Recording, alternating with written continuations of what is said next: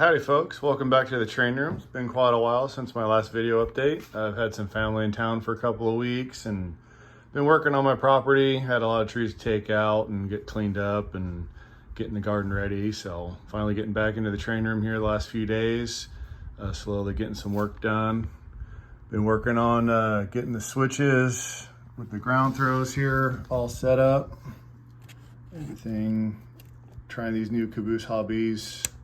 Ground throws out, rather than having electric switches for everything. I was gonna try something with ground throws. Been working on the wiring in the train room on the yard and main line. I've got everything wired in off of toggle switches. I have several locomotives that still run analog, so I figured that was the best case scenario, was just to wire everything in with toggle switches. Had to get some track work redone, fixed a few things, but this is what we're looking at so far. I got to find the rest of my ground throws to get the rest of the switches done. This one's not done. These two over here for the spurs, I haven't gotten those done. I got the wiring in, got the track cleaned up, did a little bit of testing. Everything's working the way I'd like it to work for now.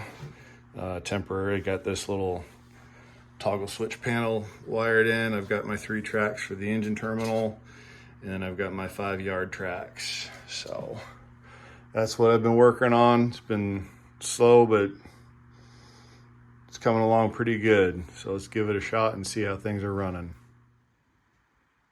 While I was testing out my electrical out of the engine yard with my AC-9, it was shorting out over this switch here, and I realized that this particular switch, even though I thought it was a 072, 054, it is actually shorter than my other 072, 054 curve switch. So I'm going to cut that piece out for it to fit, and we'll resume the testing. All right, got the new switch cut in and installed, wired up. There it is. All right, let's give it a shot and see what happens.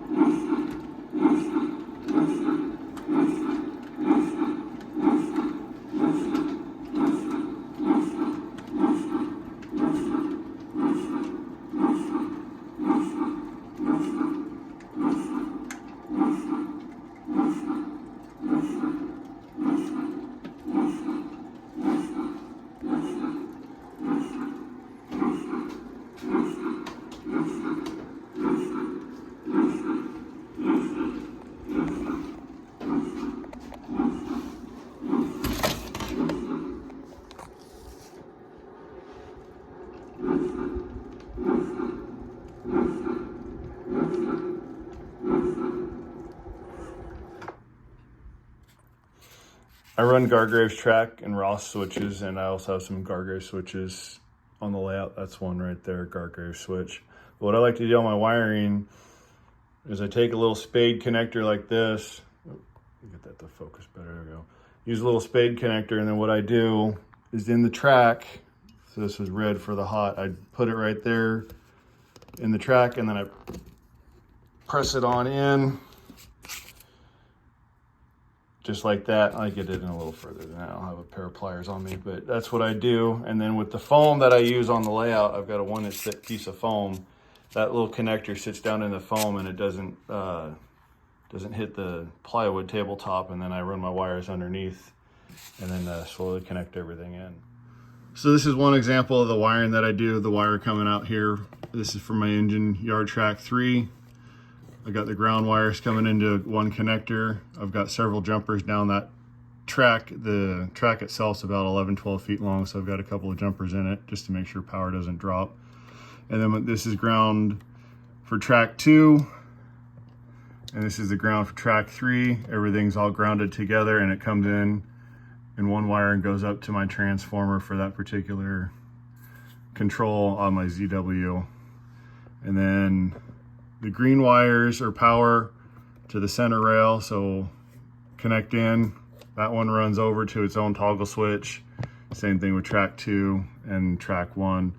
I keep everything separate, just that way I can just kill power to that track, so the engines can just sit there without having to be powered up while I'm running my trains. I also have several older post-war locomotives that are analog, so being able to kill power to them will allow me to keep them on the train layout while I'm running my trains and not having to pull them off when I'm done using them. And then what I did is I ran all my wires up, zip tied them all together, made like a little harness, brought them over here so that each track has its own toggle switch for power tracks 1, 2, and 3. I have them labeled as well, and then I can turn them on and off depending on what I'm running in those tracks. So right now I've got everything off, so nothing will get power. Sitting in front of the station is my Lionel cab forward 4294. This locomotive is the only cab forward still in existence. It's still at the Sacramento Railroad Museum in Sacramento, California. You can go visit it, walk through the cab. I have several times. It's a pretty impressive piece of machinery. Let's give it some power and see what she can do.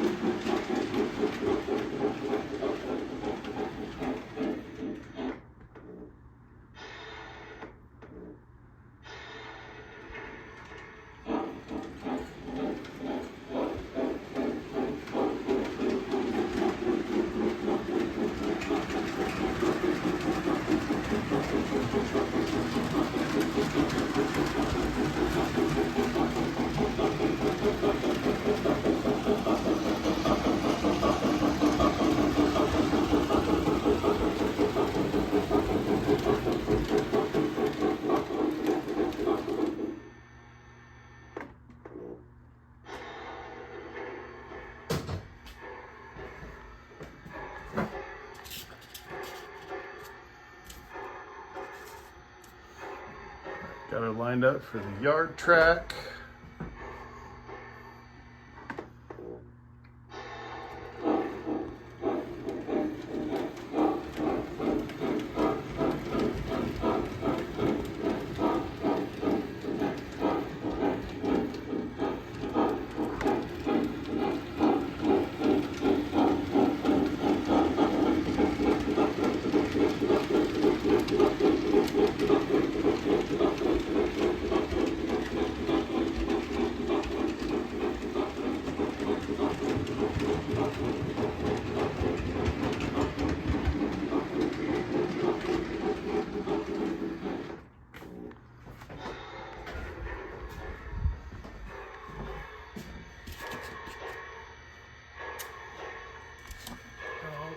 Getting her lined up, we're going to go into tracks 4 and 5.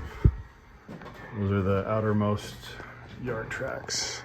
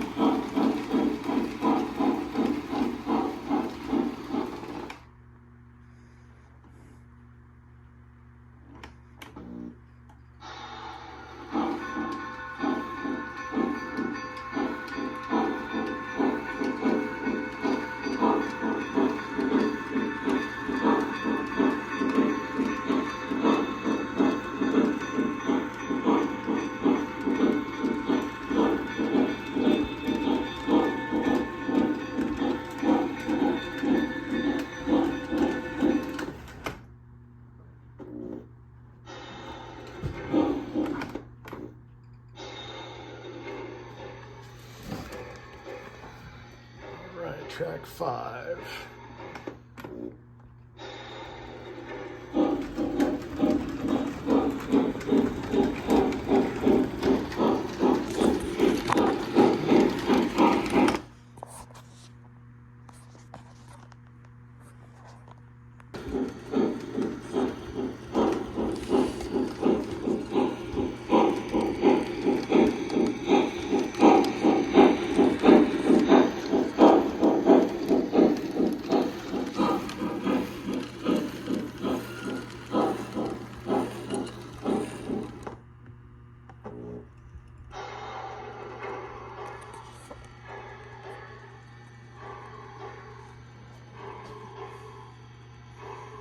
There she is, Lionel cab forward, 4294.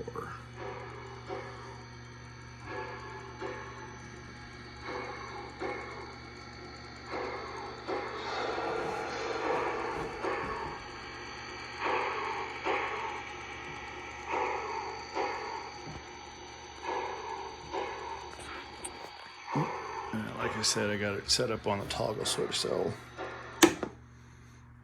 there she is, all powered down. That's the layout update for today, folks. Thank you for watching. I appreciate it. Continuing on, we'll be posting some more updates here soon, get everything cleaned up, and next steps, start working on track weathering. I'm not sure if I'm gonna mask everything off and spray paint the rails, or I got some paint pens. Might just weather the rails individually. I don't know. Let me know what you guys think. What works best for you guys, spray painting everything or marking them up individually. Let me know. Thank you guys. Appreciate you watching.